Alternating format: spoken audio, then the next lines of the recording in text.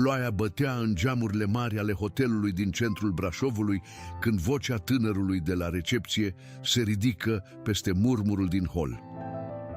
Doamnă, v-am spus deja, noi nu avem camere pentru cazuri speciale. Poate ar fi mai bine să căutați în altă parte. Georgeta Mann rămase nemișcată, sprijinită în cârjă, cu geanta lângă piciorul stâng și scaunul cu rotile pliat alături.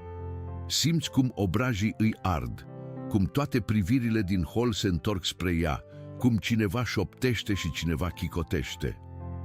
Strânse telefonul în mână, cu confirmarea rezervării luminând pe ecran și pentru o clipă îi veni în minte, ca un ecou vechi, o voce de bărbat pe care nu o mai auzise de 2 ani. Rezistă, nu închide ochii. Înainte să mergem mai departe, spuneți-mi în comentarii din ce colț al lumii mă ascultați și abonați-vă la canal ca să nu pierdeți povești ca aceasta. Georgeta avea 58 de ani și fusese până cu 2 ani în urmă profesoară de matematică la un liceu din Brașov. Generații întregi de copii învățaseră de la ea că o problemă grea nu se rezolvă cu frică, ci pas cu pas, răbdător, până când numerele se așează singure la locul lor. Apoi venise noaptea aceea de toamnă, pe drumul dinspre Râșnov, când o mașină ieșise de nicăieri cu farurile orbitoare și lumea ei se rupsese în două. Când se trezise la spital, piciorul drept nu mai era acolo de la genunchi în jos. Iar de atunci învățase o matematică nouă, mult mai crudă. Câte trepte are o scară, cât de departe e o toaletă, cât de sus e o teșghea, cât de mult cântărește privirea unui străin care te măsoară din cap până în picioare și decide în 3 secunde că ești o problemă. Venise la hotelul acela pentru un motiv simplu. Peste 3 zile era comemorarea soțului ei, Mihai, îngropat în cimitirul din marginea orașului, iar ea voia să fie aproape, să nu conducă ore întregi, să aibă o cameră la parter unde să se poată odihni. Rezervase cu o lună înainte, sunase de 2 ori, ceruse limpede o cameră accesibilă, la parter plătise totul în avans, primise confirmarea. Făcuse totul așa cum trebuie, ca la o problemă de matematică rezolvată corect. Și totuși, iată răspunsul greșit, scuipat în fața ei de un băiat de vreo 25 de ani, cu cămașă albă și zâmbet subțire. Uite, am rezervarea aici, spuse ea încet, întinzând telefonul peste teșghea. Camera 3, la parter. Am plătit deja. Numele meu e Georgeta Mann. Vlăduț Onofrei nici măcar nu se uită la ecran. Se prefăcu că tastează ceva, apoi ridică din numeri cu o lene studiată. În sistem nu apare nimic pe numele ăsta. Îmi pare rău. Poate ați rezervat la alt hotel. Se întâmplă la vârsta dumneavoastră. Cuvintele la vârsta dumneavoastră căzură în hol ca niște pietre. Un bărbat în costum, care aștepta să fie cazat, oftă zgomotos și își privi ceasul, de parcă ea îi fura timpul. O femeie cu 2 copii îi trase pe aceștia mai aproape, ca și cum Georgeta ar fi fost ceva de care trebuie ferit. Cineva, undeva în spate, ridicase deja telefonul și filma. Georgeta simți cum îi se pune un nod în gât. Nu de furie, ci de rușinea aceea veche, care o urmărea de 2 ani și pe care nu putea explica nimănui. Rușinea de a exista în văzul lumii cu un corp care nu mai era întreg. Se gândi să plece, să strângă din dinți, să-și ia geanta și să iasă în ploaie, să nu mai fie privită. Mâna îi tremura pe mânerul urgenții. Și atunci ușa hotelului se deschise. Intră un curent rece de aer, mirosind a ploaie și a asfalt ud. Și odată cu el un bărbat înalt, cu umeri lați, cu părul tuns scurt și presărat cu fire albe la tâmple. Nu avea nimic amenințător la prima vedere și totuși tot holul păru să se liniștească fără să înțeleagă de ce. Pășea calm, apăsat, ca un om obișnuit să calce pe teren nesigur, fără să-și piardă echilibrul. Lângă el, la pas, mergea un câine ciobănesc belgian, un malinois cu blana de culoarea nisipului ars de soare, cu urechile drepte și ochii vii, atenți la tot ce mișca. Câinele nu lătra, nu trăgea de lesă, mergea perfect lipit de piciorul stăpânului, dar privirea lui mătura încăperea ca un far. Bărbatul se numea Robert Fieraru. Avea 47 de ani și se întorsese de curând în orașul în care se născuse, după ani lungi petrecuți departe, în locuri despre care nu vorbea niciodată. Fusese în forțele speciale ale marinei, făcuse lucruri pe care le închisese undeva adânc și pe care le căra cu el ca pe niște pietre în buzunare. Câinele, pe nume Vultur, îi fusese partener în ultimele misiuni și acum, la pensie amândoi, câinele avea o singură slujbă: să-l ajute pe Robert să treacă prin nopțile în care spaimele vechi se întorceau. Când Robert respira greu, Vultur își punea capul pe genunchiul lui. Când Robert se pierdea într-o amintire, câinele îl atingea cu botul, aducându-l înapoi în prezent. Era, în felul lui tăcut, ancora unui om care se scufundase de prea multe ori. Robert auzise ultimele cuvinte ale recepționerului chiar în timp ce intra. Văzuse spatele femeii cu cârja, umerii ei încovoiați, mâna tremurândă. Și ceva în postura ei îi strânse pieptul într-un fel pe care nu-l putea numi încă. Se apropie de recepție fără grabă, se opri lângă Georgeta, la o distanță respectuoasă, și vorbi cu o voce joasă, calmă, dar care se auzi până în ultimul colț al holului. "Bună seara! Se pare că doamna are o rezervare. De ce nu o cazați?" Vlăduț îl privi de sus în jos, îl cântări ca pe orice client incomod și zâmbi acru. "Domnule, e o chestiune internă. Nu vă privește. Așteptați-vă rândul." "Am răbdare," spuse Robert. "Am și eu o rezervare aici, făcută acum o săptămână. Am cerut o cameră aproape de camera mamei mele, care e cazată la etajul întâi, imobilizată la pat. Deci, dacă tot vorbim de rezervări, hai să le verificăm pe amândouă, împreună." Ceva în felul în care spuse "împreună" făcu zâmbetul lui Vlăduț să tremure ușor. Câinele, între timp, făcuse ceva ce nimeni nu observase la început.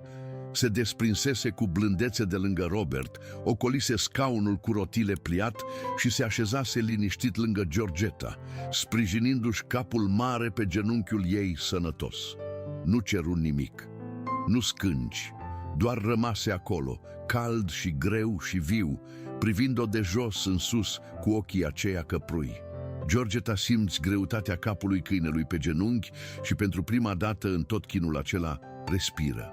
O respirație adâncă, tremurată, care îi umplu pieptul de aer. Își lăsă mâna, aproape fără să vrea, pe fruntea animalului, între urechi, și degetele ei încetară să mai tremure. Vultur închise pe jumătate ochii, ca și cum ar fi spus, în singura limbă pe care o cunoștea: "Ești în siguranță acum, rămân aici."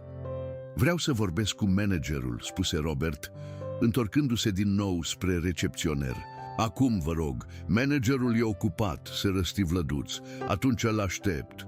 Și cât îl așteptăm, hai să deschidem registrul de rezervări pe camerele de la parter. Doar noi doi. Să vedem ce scrie acolo." Un murmur nou trecu prin hol, dar de data asta nu era împotriva Georgetei. Oamenii începeau să înțeleagă că ceva nu era în regulă și telefoanele care mai devreme o filmaseră pe ea, umilită, se întorceau acum spre tânărul de la recepție. Vlăduț simți schimbarea și paloarea îi urcă în obraj. Managerul a apărut câteva minute mai târziu, adus de agitația din hol. Era o femeie de vreo 50 de ani, cu părul strâns la spate și o expresie obosită, pe nume Dorina Bălan. Conducea hotelul de 12 ani și își cunoștea meseria. Aruncă o privire scurtă peste scenă, femeia cu cârja, câinele lipit de ea, bărbatul înalt și calm, telefoanele ridicate și înțelese imediat că era una dintre acele situații care pot îngropa un hotel într-o singură seară. "Ce se întâmplă aici?" întrebă ea. Robert îi explică în câteva fraze, fără să ridice vocea, fără să acuze. Doamna are o rezervare plătită, la parter, făcută acum o lună. Recepționerul susține că nu există în sistem. Ar fi bine să se verifice registrul, nu ecranul pe care tastează el, ci registrul adevărat. Dorina se așeză la calculator și îl dădu deoparte pe Vlăduț cu un gest scurt. Tastă numele, Georgeta Mann. Și acolo, negru pe alb apăru. Cameră la parter, plata efectuată în avans acum 31 de zile. Cerere specială pentru accesibilitate confirmată. Rezervarea era perfect validă. Nu dispăruse. Fusese mutată manual, cu o zi înainte, într-o listă de așteptare de la un cont de operator care avea un singur nume, Vlăduț Onofrei. Dorina ridică încet privirea spre tânăr.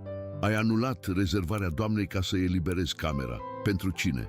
Vlăduț deschise gura, o închise, apoi bâigui ceva despre o eroare de sistem. Dar Dorina deja deschisese următoarea filă. Camera 3, la parter, pe care Georgeta o plătise, fusese realocată cu o oră în urmă unui grup de 4 persoane care nu apărea nicăieri în plăți. Un grup de prieteni aflară cu toții mai târziu băieți din anturajul lui Vlăduț, care voiseră o cazare de ultim moment, gratis, într-un weekend aglomerat. Iar el, ca să le facă loc, o azvârlise afară pe femeia care făcuse totul corect, socotind că o profesoară în vârstă, într-un scaun cu rotile, nu va face scandal, va pleca rușinată și gata. Se înșelase. Doamnă Mann, spuse Dorina, întorcându-se spre Georgeta cu obrajii aprinși de rușine, îmi cer scuze, din tot sufletul. Ce s-a întâmplat aici e inadmisibil. Camera dumneavoastră vă așteaptă, exact așa cum ați cerut-o, iar din partea hotelului, ca să repar cât de cât ce s-a stricat, vă rog să primiți și acces gratuit la centrul nostru spa cât timp rămâneți la noi. Apoi se întoarse spre Vlăduț și vocea ei se făcu tăioasă ca sticla. Iar tu strângeți lucrurile, ai terminat aici. Nu peste o săptămână, nu la sfârșitul turei, acum. În holul acela, unde cu 10 minute înainte Georgeta fusese privită ca o problemă de rezolvat repede, se lăsă o liniște grea. Vlăduț își luă geaca de pe scaun, cu mâinile tremurând de furie și trecând pe lângă Georgeta, îi aruncă o privire pe care ea o mai văzuse de multe ori în ultimii 2 ani, o privire care spunea că ea era de vină pentru tot, că oameni ca ea strică lucrurile pentru oameni ca el. Dar de data asta Georgeta nu mai lăsă ochii în jos. Îi susținu privirea, calmă, cu capul câinelui încă sprijinit pe genunchi, până când tânărul fu cel care întoarse capul primul și ieși în ploaie. Ce nu știa nimeni în seara aceea, nici Georgeta, nici Dorina, nici măcar Robert pe deplin, era că băiatul acela nu avea de gând să dispară așa în tăcere. Și că în buzunarul genții Georgetei dormea de 2 ani un obiect mic pe care nici ea nu-l mai deschisese, un obiect care avea să lege la capătul acestei povești 2 vieți sfâșiate în chipuri pe care mintea omenească abia le poate crede. Dar să nu ne grăbim. Robert o conduse pe Georgeta până la camera 3, împingând el scaunul cu rotile pe care ea, obosită acum, se așezase, în timp ce Vultur mergea alături, lipit de roată, ca și cum ar fi fost angajat special pentru asta. Camera era simplă, curată, cu o fereastră ce dădea spre munți și cu tot ce ceruse ea, fără trepte, cu mânere pe pereți, cu un pat la înălțime potrivită. Georgeta privi în jur și simți cum îi se umezesc ochii, nu de tristețe, ci de un fel de ușurare pe care de mult nu o mai simțise. Senzația că, pentru câteva ore, nu trebuie să lupte pentru dreptul de a exista. Vă mulțumesc, îi spuse ea lui Robert, în prag. Nu știu ce m-aș fi făcut dacă nu intrați dumneavoastră. Ați fi plecat, spuse el simplu, și ar fi fost nedrept. Atât. De ce v-ați băgat? Nu vă cunoșteam. Puteați să vă vedeți de treaba dumneavoastră. Robert tăcu o clipă. Se uită la câinele care se așezase deja în prag, cu botul spre coridor, ca o santinelă. Am văzut prea mulți oameni tratați ca și cum n-ar conta, spuse el în cele din urmă. Și de fiecare dată mi-am promis că, dacă apuc să văd așa ceva și pot face ceva, o să fac. Asta e tot. Noapte bună, doamnă Mann. Georgeta, îl corectă ea. Mă cheamă Georgeta. Robert, spuse el, cu un colț de zâmbet, și el e Vultur. Auzindu-și numele. Câinele întoarse capul, o privi pe Georgeta o clipă lungă, apoi se ridică fără grabă, se apropie de patul ei și se culcă pe covor, exact în dreptul ușii, cu spatele spre încăpere și fața spre coridor. Robert se opri, mirat. Nu-i comandase nimic. Ciudat, spuse el, nu face asta niciodată cu străinii, iar Vultur, ca și cum ar fi înțeles perfect că fusese trădat de propriul stăpân, nu se clinti de acolo. În noaptea aceea, Georgeta a dormit mai repede decât se așteptase. Ultimul lucru pe care îl auzi fu respirația liniștită a câinelui de lângă ușă și pentru prima dată în 2 ani nu visă mașina care venea spre ea cu farurile orbitoare. Dar liniștea aceea era doar începutul. A doua zi de dimineață, când coborî la micul dejun, Georgeta îl găsi pe Robert la o masă din colț, cu o cafea în față și cu Vultur întins sub scaun. Nu părea genul de om care să caute companie și totuși, când o văzu, îi făcu semn spre scaunul de vis-a-vis. Ea se așeză, iar câinele se mută imediat fără să îi se spună lângă locul ei. Vorbiră întâi despre lucruri mărunte, despre vremea care se strica peste munți, despre cafeaua slabă de la hotel. Apoi, încet, ca 2 oameni care se recunosc fără să știe de unde, începură să vorbească despre lucrurile care contau. Georgeta îi povesti despre Mihai, soțul ei, mort de 4 ani, cu 1 an înainte de accident. Îi povesti despre liceul unde predase 30 de ani, despre copiii care veneau la ea și după ce terminau școala, doar ca să-i spună că le e bine. Și îi povesti în cele din urmă cu o voce care se subție despre noaptea de pe drumul dinspre Râșnov. Nu mi-amintesc mare lucru, spuse ea, privind în cana de cafea. O mașină care venea din sens opus, prea repede, pe mijlocul drumului, un scrâșnet. Apoi întuneric, îmi amintesc doar frigul și o voce, un bărbat care îmi ținea mâna și îmi spunea să nu închid ochii, să rezist. Nu i-am văzut fața niciodată. Când m-am trezit la spital, doctorii mi-au spus că dacă cineva nu mi-ar fi strâns piciorul cu ceva la timp, aș fi murit din cauza sângerării înainte să ajungă salvarea.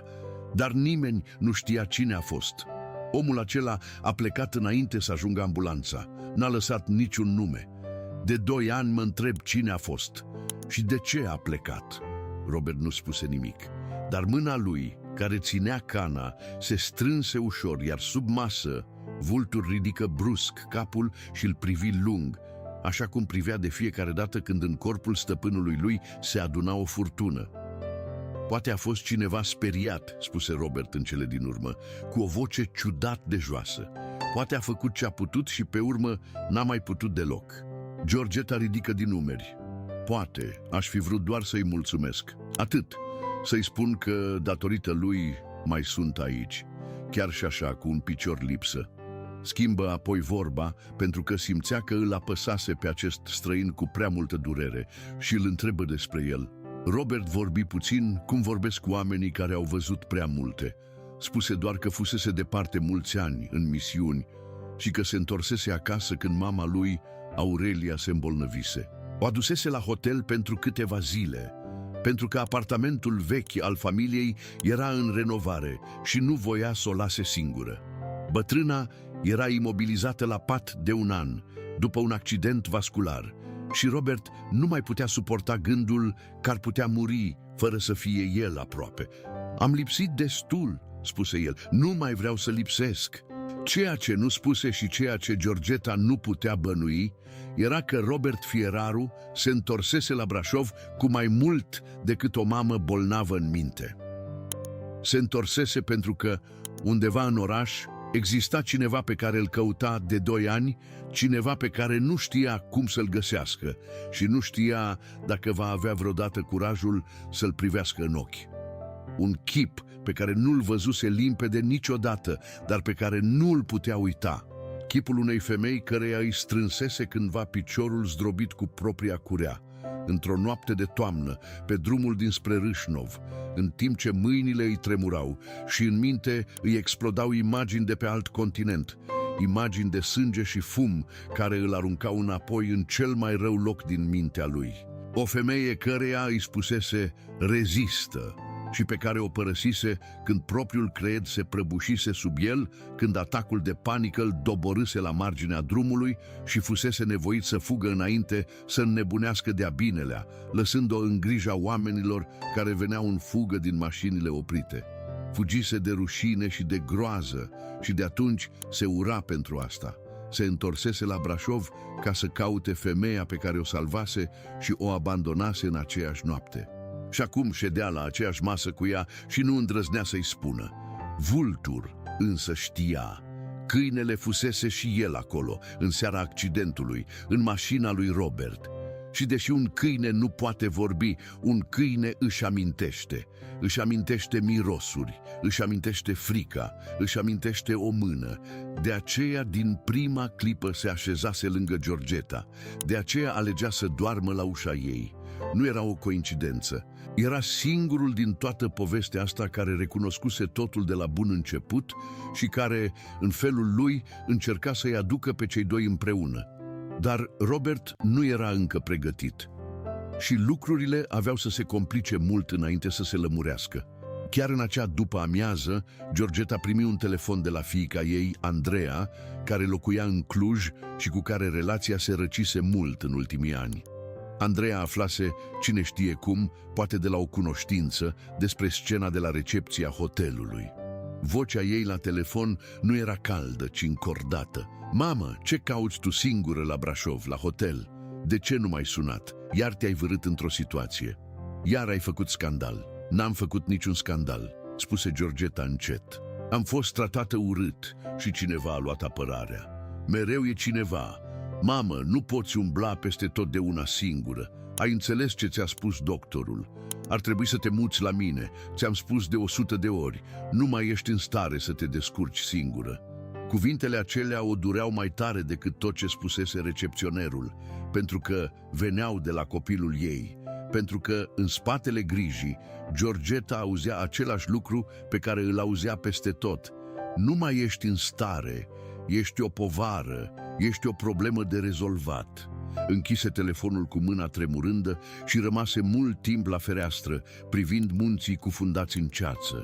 Vultur veni și își puse capul pe genunchiul ei, iar Georgeta, femeia care nu plângea niciodată în fața nimănui, plânse atunci în blana caldă a unui câine pe care îl cunoscuse cu o zi în urmă. Seara la cină, Robert observă că era tăcută și o întrebă direct, fără ocolișuri, ce se întâmplase. Ea îi povesti despre fiica ei, despre presiunea de a se muta la Cluj, despre senzația că, oriunde s-ar duce, cineva vrea să o închidă undeva pentru binele ei, ca pe un obiect fragil care nu mai are voie să trăiască singur. Fata mea nu e rea, spuse Georgeta, doar că îi e frică și când oamenilor le e frică pentru tine, uneori te apasă mai tare decât cei care te disprețuiesc. Robert dădu din cap încet. Cel mai greu lucru, spuse el, nu e să te ridici după ce te-ai prăbușit, e să convingi lumea că te poți ridica singur, că nu ești ce văd ei. Georgeta îl privi și pentru prima dată a avut senzația că bărbatul din fața ei nu vorbea despre ea, ci despre el însuși. Peste noapte se întâmplă însă ceva ce avea să schimbe din nou totul. Filmulețul cu scena de la recepție, cel filmat de un client în holul hotelului, a apărut pe internet. Cineva îl postase cu un titlu care spunea totul: o femeie în scaun cu rotile, umilită la un hotel din Brașov, până când un bărbat cu un câine intervine. În câteva ore se răspândise. Sute de mii de oameni îl văzuseră, apoi milioane. Comentariile curgeau. Oamenii erau furioși pe recepționer, mișcați de câinele care se așezase lângă Georgeta, plini de admirație pentru bărbatul calm care luase apărarea unei necunoscute. Numele hotelului era peste tot și odată cu el chipul Georgetei. Dorina Bălan, managerul, o chemă a doua zi în biroul ei cu o expresie greu de citit. Georgeta se temă o clipă că avea să o dea afară, că devenise o problemă și pentru hotel, dar Dorina o surprinse. Doamnă Mann, filmulețul acela a ajuns peste tot. Și, ca să fiu sinceră, la început m-am panicat. M-am gândit că e sfârșitul hotelului. Dar s-a întâmplat exact invers. Oamenii ne sună de dimineață, nu ca să ne înjure, ca să ne felicite pentru că l-am dat afară pe angajatul acela, ca să întrebe dacă avem camere accesibile, ca să spună că vor să vină aici tocmai pentru că am făcut ce trebuia. În 12 ani n-am mai văzut așa ceva. Vreau să vă mulțumesc. Fără să vreți, ne-ați arătat cine ar trebui să fim. Georgeta rămase fără cuvinte. Nu era obișnuită să fie o parte a soluției. Era mereu, în ochii lumii, o parte a problemei. Dar nu toată lumea privea filmulețul cu simpatie. Vlăduț Onofrei îl văzuse și el. Îl văzuse de 10 de ori. Și cu fiecare vizionare, ura din el creștea. Nu se vedea pe sine ca pe un om care greșise. Se vedea ca pe o victimă. Fusese dat afară, umilit în fața întregii țări, transformat în răufăcătorul unei povești pe care o urmăreau milioane. Își pierduse slujba, prietenii îl evitau, familia îl certa și, în mintea lui răsucită, toată vina era a femeii aceleia și a bărbatului cu câinele. Ei îi distruseseră viața. Ei trebuiau să plătească. Așa a început partea întunecată a poveștii. Vlăduț nu era prost, ci doar meschin, iar meschinăria când e rănită devine periculoasă. Începu să sape. Voia să găsească ceva, orice, despre Georgeta Mann și despre Robert Fieraru, ceva cu care să-i doboare, să întoarcă povestea, să apară el ca victima nedreptățită. Făcu ce fac oamenii mici când vor să lovească oameni mari. Căută prin gunoiul trecutului și, cotrobăind prin arhivele online ale ziarelor locale, dădu peste ceva ce nici măcar el nu se aștepta să găsească. Un articol vechi de 2 ani, o știre scurtă despre un accident pe drumul dinspre Râșnov. O profesoară rănită grav, un picior amputat și un detaliu pe care presa îl scosese la vremea aceea în evidență, un mister nerezolvat. Femeia fusese salvată de un bărbat necunoscut, care îi oprise sângerarea și dispăruse înainte de sosirea ambulanței. Poliția nu-l găsise niciodată. Nimeni nu știa cine fusese. Vlăduț citi asta și, la început, nu înțelese la ce i-ar folosi, dar apoi, dintr-un instinct de răutate, începu să pună lucrurile cap la cap. Un bărbat necunoscut, dispărut, priceput să oprească o sângerare gravă. Un fost militar din forțele speciale întors în oraș, care se purta cu femeia aceea ca și cum ar fi purtat o vină. Un câine care o alesese din prima clipă ca și cum ar mai fi cunoscut-o. Coincidențele erau prea multe, iar Vlăduț, care nu avea nici bunătate, nici milă, avea în schimb o viclenie ascuțită. Simți că descoperise ceva și hotărâ să-l folosească nu ca să afle adevărul, ci ca să facă rău. Între timp, în hotel, ceva frumos creștea încet. Georgeta și Robert petreceau tot mai mult timp împreună. Dimineața luau micul dejun la aceeași masă. După amiaza, Robert o ducea pe Georgeta să-i cunoască mama, pe Aurelia, iar bătrâna imobilizată la pat, care abia mai vorbea, prindea viață când Georgeta venea la ea. Fosta profesoară îi citea cu voce tare din cărți, îi ținea mâna, îi povestea despre elevii ei. Aurelia o privea cu ochii aceia încețoșați de boală și într-o zi îi șopti fiului ei, când Georgeta ieși din cameră: Robert, femeia asta e bună, se vede. Nu o lăsa să plece, iar Robert, care se întorsese acasă hotărât să-și ispășească vina și apoi să dispară din nou, undeva unde nimeni să nu-l mai cunoască, începu, pentru prima dată în ani, să-și pună întrebarea dacă nu cumva mai avea dreptul și el la o viață. Vultur, câinele, era firul care îi lega pe toți. Dormea la ușa Georgetei în fiecare noapte. O însoțea la spa, așteptând răbdător lângă bazin. Când Georgeta avea coșmaruri și se trezea speriată, câinele era deja acolo, cu capul pe marginea patului. Iar Robert, văzând asta, simțea cum îi se strânge inima, pentru că știa ce nu știa nimeni, că Vultur o alesese pe femeia aceea pentru că își amintea de ea din seara aceea de coșmar, când amândoi, om și câine, o abandonaseră pe marginea drumului. Într-o seară, când munții se cufundau în violet și ferestrele hotelului se aprindeau una câte una, Robert o invită pe Georgeta să iasă pe terasa de la etaj. Vultur veni și el, culcându-se între scaunele lor. Vorbiră mult despre viață, despre pierdere, despre cum se reconstruiește un om din bucăți. La un moment dat, Georgeta spuse ceva ce plutea de câteva zile în aer. Robert, de ce mi se pare mie că tu duci ceva greu în spate?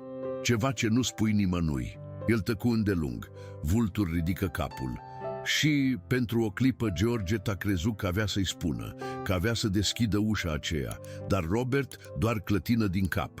Am făcut lucruri de care nu sunt mândru, spuse el încet, și am lăsat oameni în urmă când n-ar fi trebuit. Asta e tot.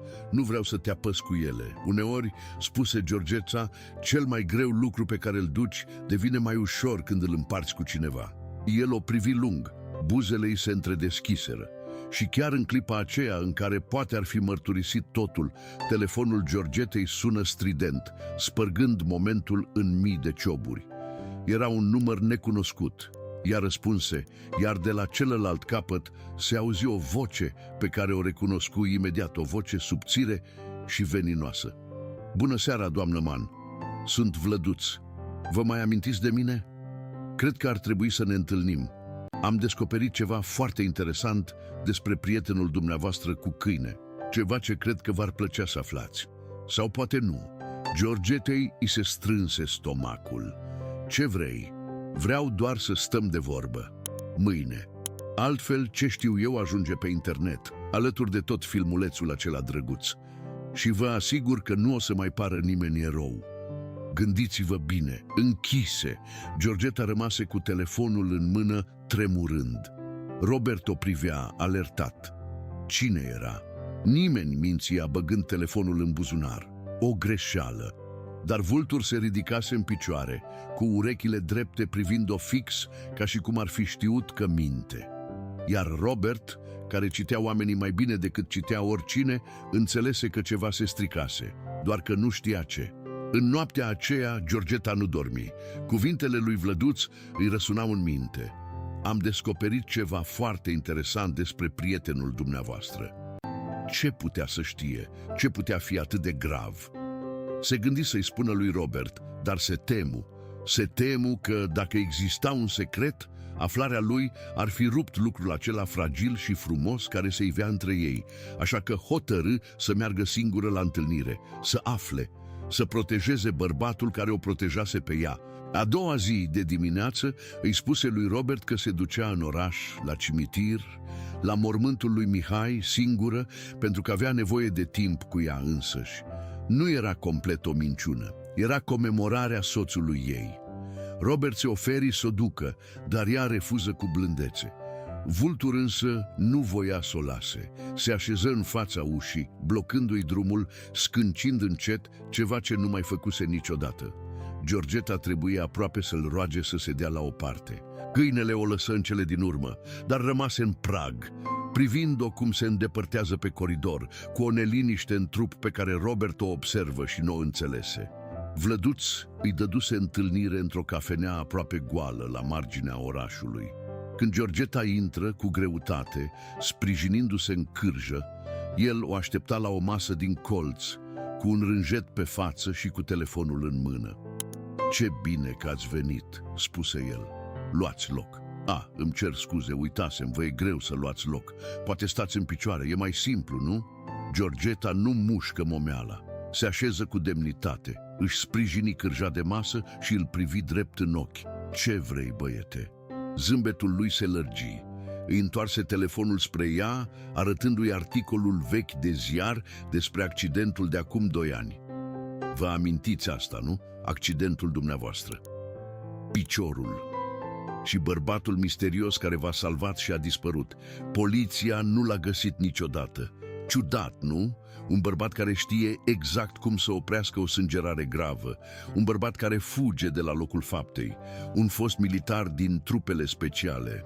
Iar acum, ce coincidență, exact un astfel de bărbat s-a întors în oraș și se învârte în jurul dumneavoastră, purtându-se de parcă v-ar datora ceva. Și un câine care v-a ales din prima secundă, de parcă v-ar cunoaște. Georgeta, simți cum îi se face frig în tot corpul. Ce vrei să spui? Vreau să spun, doamnă profesoară, dumneavoastră, care erați bună la pus lucrurile cap la cap, că omul care v-a salvat în noaptea aceea și omul care v-a salvat la hotel sunt unul și același. Robert Fieraru, el era pe drum în noaptea accidentului, el v-a strâns piciorul și el a fugit, lăsându-vă acolo, singură, să sângerați. Eroul dumneavoastră, cel care v-a abandonat prima dată. Cuvintele căzură peste Georgeta ca o avalanșă. Camera se învârti cu ea. Nu, își spuse, nu poate fi. Și totuși, în aceeași clipă, mii de bucăți se așezau la locul lor cu o precizie îngrozitoare. Felul în care Robert se strânsese când ea povestise despre voce. Felul în care spusese, poate a fost cineva speriat. Felul în care câinele o alesese, o veghea, o proteja. Rezistă, nu închide ochii. Vocea aceea din noaptea aceea, vocea lui, era vocea lui. De unde știi tu toate astea? Șopția. Nu știu, spuse Vlăduț, ridicând din umeri cu o cruzime calmă. Bănuiesc, dar bănuiala e destul de bună, nu? Închipuiți-vă titlul. Eroul din Brașov, bărbatul care a lăsat o femeie să-și piardă piciorul, se întoarce 2 ani mai târziu ca să joace salvatorul. Se schimbă puțin povestea, nu? Filmulețul acela drăguț nu mai pare așa de drăguț. Și cariera lui de sfânt se termină cât ai clipi. Așa că uite ce vreau. Vreau o sumă frumoasă. Și vreau ca dumneavoastră și cu el să faceți public că eu am fost dat afară pe nedrept, că a fost o neînțelegere, îmi restabiliți numele, altfel arunc totul pe internet. Aveți timp până mâine. Se ridică, aruncă niște mărunt pe masă pentru cafeaua lui și înainte să plece se aplecă spre ea și adăugă în șoaptă: apropo, doamnă, chiar și dacă mă înșel, tot o să pară adevărat. Așa merge internetul. Nu contează ce s-a întâmplat, contează ce cred oamenii. Gândiți-vă la asta. Și plecă lăsând-o singură, prăbușită pe scaun, cu o durere în piept mai mare decât cea din noaptea în care își pierduse piciorul. Georgeta rămase mult timp în cafeneaua goală. Afară cerul se acoperise de nori grei. Nu știa ce să simtă. Furie, trădare, nu putea încă să creadă. Robert, bărbatul care intrase în hotel și o salvase de umilință. Bărbatul lângă care pentru prima dată în 2 ani se simțise văzută, om întreg, nu jumătate de femeie. Să fie el același care o abandonase pe marginea drumului. Și dacă era, ce însemna asta? Că o salvase de 2 ori sau că o mințise tot timpul? Se duse totuși la cimitir, așa cum spusese, îngenunche cu greu la mormântul lui Mihai, sprijinindu-se în cârjă și rămase acolo în tăcere mult timp. Ce mă fac, Mihai?" șopti ea Pietrei. Tocmai când începusem iar să sper." Nu primi niciun răspuns, doar vântul rece printre cruci. Dar întorcându-se a avut senzația limpede că, orice ar fi fost, trebuia să audă adevărul din gura lui Robert, nu a unui șantajist. Îi datora asta lui și își datora asta ei. Când se întoarse la hotel, era deja seară. Robert o aștepta în hol, vizibil neliniștit, iar vultur alergă spre ea de cum o văzu, învârtindu-se în jurul scaunului cu rotile, adulmecând-o ca și cum ar fi vrut să se asigure că e teafără. Unde ai fost?" întrebă Robert. Am fost îngrijorat. Nu răspundeai la telefon. Georgeta îl privi lung și în loc de furie simți doar o oboseală imensă și o nevoie disperată de adevăr. Robert, spuse ea încet, trebuie să vorbim, undeva unde să fim singuri. Merseră pe terasa pustie de la etaj. Vântul se înteța, aducând miros de ploaie. Vultur se așeză între ei, tensionat, simțind furtuna care se apropia, și cea de afară, și cea dintre cei 2 oameni pe care ajunsese să-i iubească. Azi nu am fost doar la cimitir, spuse Georgeta. M-am întâlnit cu cineva, cu Vlăduț, recepționerul. Robert se încordă. Ce ți-a făcut? Ce ți-a spus? Mi-a spus o poveste despre tine și vreau să te uiți în ochii mei și să-mi spui dacă e adevărată, fără ocolișuri, fără să mă protejezi. Vreau adevărul. Trase aer în piept și puse întrebarea care avea să schimbe totul. Tu erai pe drumul dinspre Râșnov în noaptea în care mi-am pierdut piciorul? Tu ești bărbatul care mi-a strâns piciorul și apoi a plecat? Tu ești vocea care mi-a spus să rezist?" Se lăsă o tăcere teribilă. Vântul urla.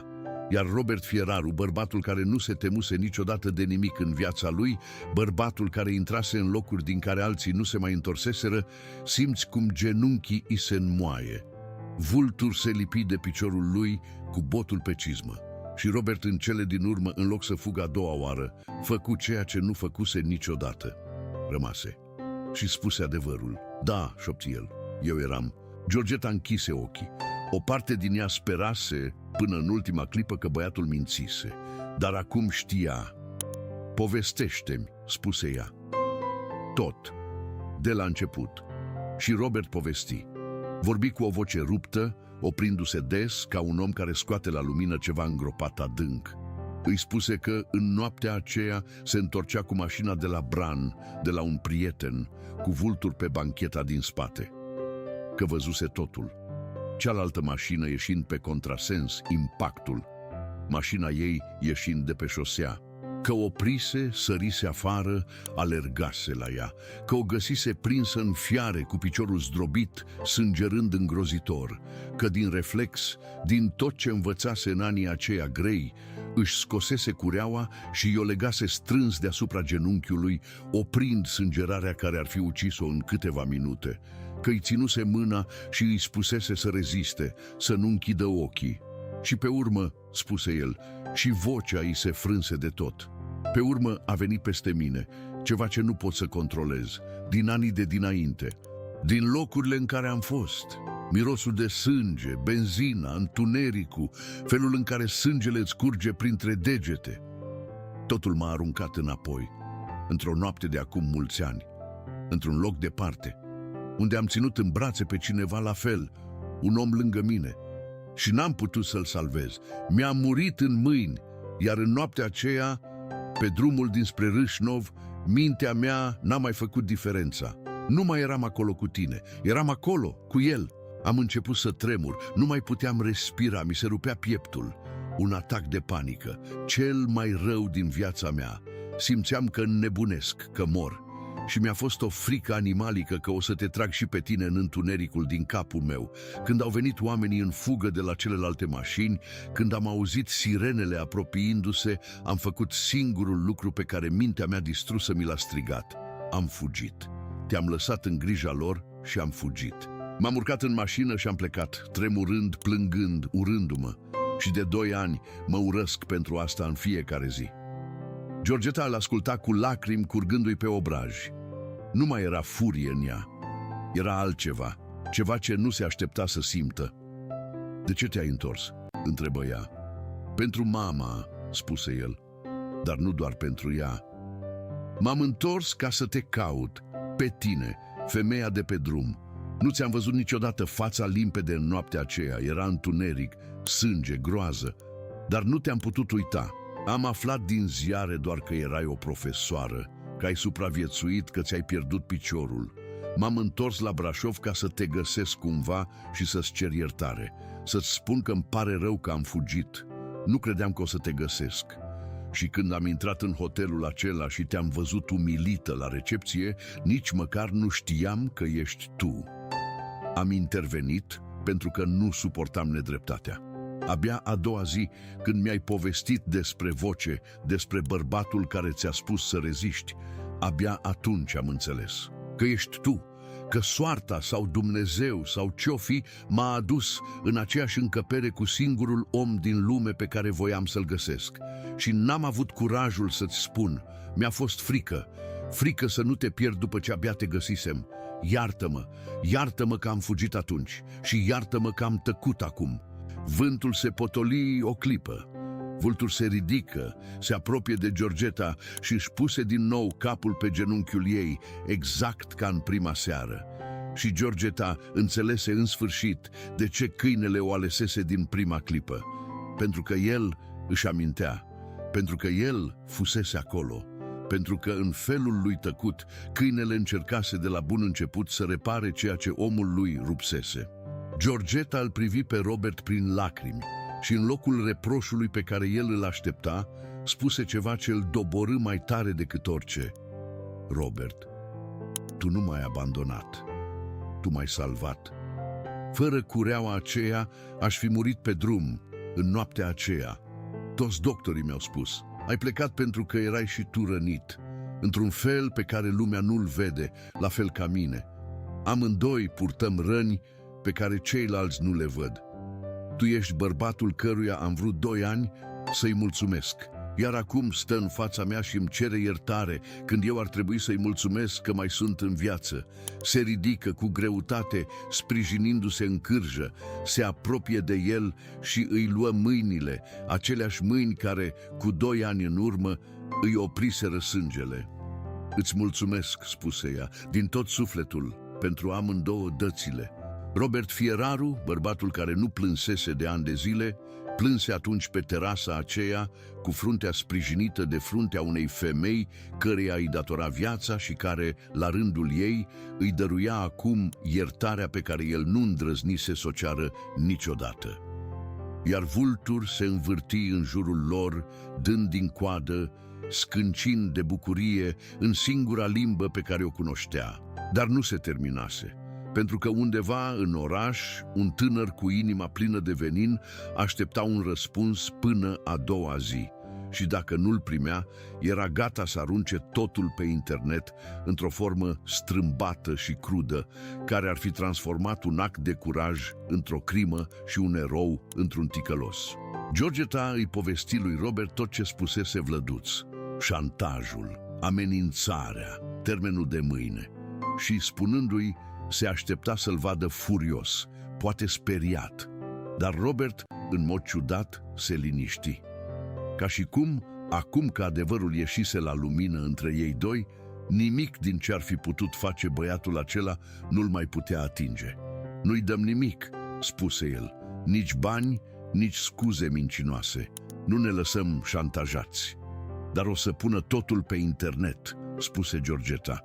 O să spună că m-ai abandonat. O să întoarcă toată lumea împotriva ta. Cariera ta, numele tău, numele meu, spuse Robert încet, nu valorează nimic dacă e apărat cu o minciună. Georgeta, eu am fugit de adevăr 2 ani. Nu mai fug.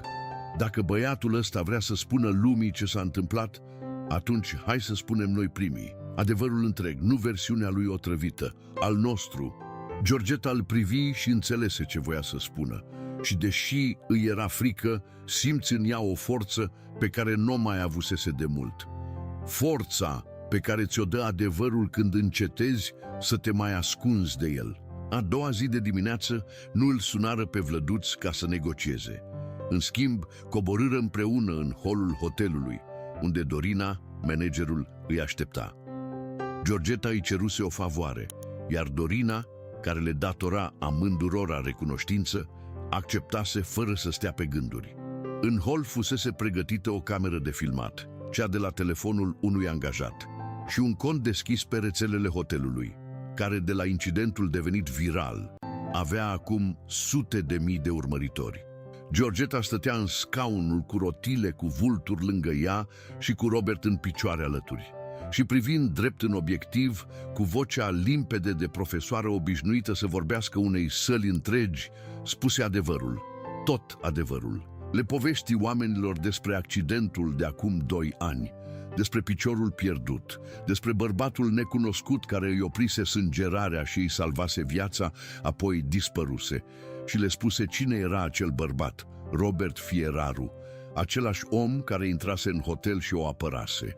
Le povesti de ce plecase el atunci, despre rănile pe care le poartă oamenii întorși din locuri grele, răni care nu se văd, dar care doboară un om la fel de tare ca un picior pierdut. Le vorbi despre curaj și despre iertare și le spuse fără să-l numească că cineva încercase să o șantajeze, să răstoarne povestea, să transforme un erou într-un vinovat de dragul răzbunării. Am fost umilită într-un hotel pentru că unui om i s-a părut că nu merită o cameră, spuse ea la final. Și mi s-a spus toată viața de după accident că sunt o problemă, femeia cu piciorul lipsă, cazul special. Dar astăzi nu mai stau ascunsă. Astăzi vă spun eu adevărul, ca să nu vi-l spună altcineva strâmb. Robert Fieraru nu m-a abandonat. M-a salvat.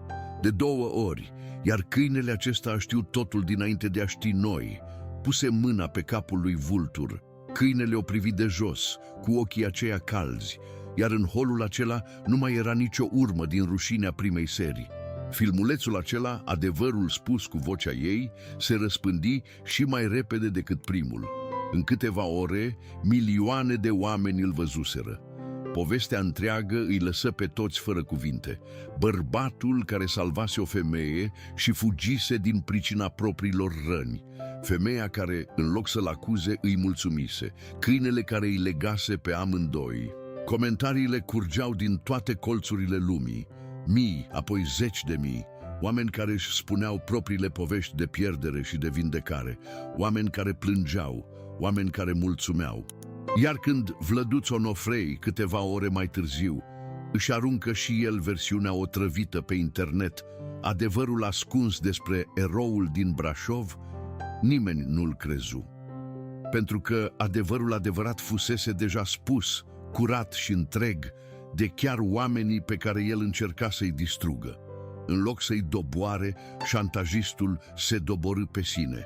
Oamenii îl recunoscură, îl demascară, aflară că fusese recepționerul din primul filmuleț, cel dat afară, și că acum, orbit de răzbunare, încercase să șantajeze o femeie cu dizabilitate și un fost militar.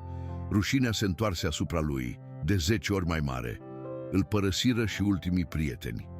Numele lui deveni în oraș sinonim cu meschinăria. Karma, acea matematică pe care Georgeta o predase o viață întreagă, își făcuse socoteala. Cel care semănase cruzime, culesese rușine. Cei care aleseseră adevărul, culeseseră lumina. Dar poate cel mai frumos lucru nu se întâmplă în văzul milioanelor, ci în tăcere. În ultimele zile petrecute la Brașov, Georgeta și Robert nu se mai despărțiră. Mergeau împreună la Aurelia, bătrâna mamă, care, aflând tot ce se întâmplase, o strânse pe Georgeta de mână cu ce putere mai avea și îi șopti: "Mulțumesc că l-ai iertat pe băiatul meu, acum pot să plec liniștită." Și deși nimeni nu voia să o audă spunând asta, în vocea ei era o pace pe care doar iertarea o poate aduce. Se plimbau prin oraș, Robert împingând scaunul când Georgeta obosea, Vultur mergând lipit de roată. Vorbeau despre trecut fără să se mai teamă de el și despre viitor cu o timiditate de adolescenți. Georgeta îi povestea despre elevii ei, despre cum visase mereu, după accident, să se întoarcă la catedră și nu îndrăznise de teama privirilor. Robert îi spuse ceva ce ea nu avea să uite niciodată. Copiii aceia au nevoie de o profesoară care le arată că o problemă grea nu te doboară, spuse el. Cine altcineva să le arate asta dacă nu tu? Iar Georgeta, pentru prima dată în 2 ani, se gândi serios să se întoarcă la școală. Chiar și cu fiica ei, Andreea, ceva se schimbă. Andreea văzuse filmulețul, îl văzuse pe mama ei vorbind în fața lumii întregi, cu o demnitate pe care ea, în frica ei, o confundase cu neputință. Sună, și de data asta vocea ei nu mai era încordată, ci ruptă de emoție. "Mamă," spuse ea, "îmi pare rău. Toți acești ani am crezut că te protejez, când de fapt te închideam. Te-am văzut acolo, în fața tuturor. Ești mai puternică decât mine. Iartă-mă." Și Georgeta, care crezuse că își pierduse și fata odată cu piciorul, o recâștigă în seara aceea, la telefon, plângând amândouă de la 100 de kilometri distanță. Veni și ziua plecării. Georgeta stătea în holul acela unde totul începuse, cu bagajul lângă ea, la fel ca în prima seară. Dar totul era altfel acum. Dorina, managerul, coborî special să o conducă și o îmbrățișă. Personalul hotelului o salută cu căldură. Iar în locul unde, cu o săptămână în urmă, fusese privită ca o problemă de rezolvat repede, era acum privită ca ceea ce fusese mereu. Dar lumea uitase să vadă. O femeie întreagă, demnă, puternică. Robert o aștepta la ușă, cu Vultur alături. În mână ținea o bucată de hârtie pe care își scrisese numărul de telefon. "Sinaia," spuse el cu un zâmbet timid. "Mama mai are o căsuță acolo, la munte. Vino în weekend, aer curat, liniște. Vultur ar fi foarte supărat dacă ai pleca și n-ai mai veni. Auzindu-și numele, câinele veni și își sprijini pentru ultima oară, în hotelul acela, capul pe genunchiul sănătos al Georgetei. Iar ea, mângâindu-l între urechi, își aminti de prima seară, când gestul acesta simplu al unui animal o făcuse să respire din nou, când nimeni altcineva nu o vedea. O să vin, spuse ea, îți promit, și veni. În weekendul acela și în multe altele după el, Georgeta urcă la Sinaia, la căsuța de la munte, unde aerul mirosea a brad și a fum de lemn. Acolo, departe de privirile lumii, doi oameni răniți în feluri pe care nimeni nu le vedea la prima vedere, se vindecară încet, unul lângă celălalt. Robert îi povesti, în sfârșit, totul despre nopțile lui grele, iar Georgeta învăță să fie acolo când coșmarurile îl luau, așa cum Vultur o învățase. Georgeta se întoarse la catedră, la un liceu din Brașov, și intră în clasă cu cârja și cu capul sus, iar copiii, în loc să o privească cu milă, o priviră cu admirație, pentru că aveau în față dovada vie că omul nu e ceea ce a pierdut, ci ceea ce alege să facă mai departe. Aurelia, mama lui Robert, se stinse liniștită în toamna aceea, cu fiul ei aproape și cu iertarea pe care o așteptase în inimă. Iar Robert, care se întorsese acasă gândindu-se că, după ce își cere iertare, va dispărea din nou undeva, singur, în întunericul lui, nu mai dispăru. Rămase. Pentru mama lui cât mai trăise, pentru câinele care îl salvase de atâtea ori și pentru femeia care îl învățase că omul care fuge de durere nu scapă niciodată de ea, dar omul care rămâne, care iartă și e iertat, poate în sfârșit să respire. Cât despre Vultur, el își găsi, la bătrânețe, exact ceea ce își doresc toți câinii care au trecut prin prea multe: o casă caldă, doi oameni pe care îi iubea și un loc numai al lui lângă ușă, de unde putea veghea în fiecare noapte somnul celor pe care alesese, cu mult înaintea tuturor, să-i protejeze. Se spune că unele întâlniri nu sunt întâmplătoare, că uneori viața leagă două suflete rănite tocmai prin rana lor, ca să descopere împreună că nicio pierdere nu e atât de mare încât să nu mai rămână ceva de dăruit. Georgeta plecase din hotelul acela nu doar cu demnitatea recâștigată, ci cu un număr de telefon, cu o promisiune și cu certitudinea, pentru prima dată de la accident, că nu mai era femeia cu piciorul lipsă. Era pur și simplu Georgeta, văzută în sfârșit așa cum merita. Iar dacă povestea aceasta ți-a atins inima, oprește-te o clipă și lasă un cuvânt în comentarii. Spune-ne din ce colț al lumii ne asculți și cui i-ai trimite tu iertarea pe care o porți în suflet.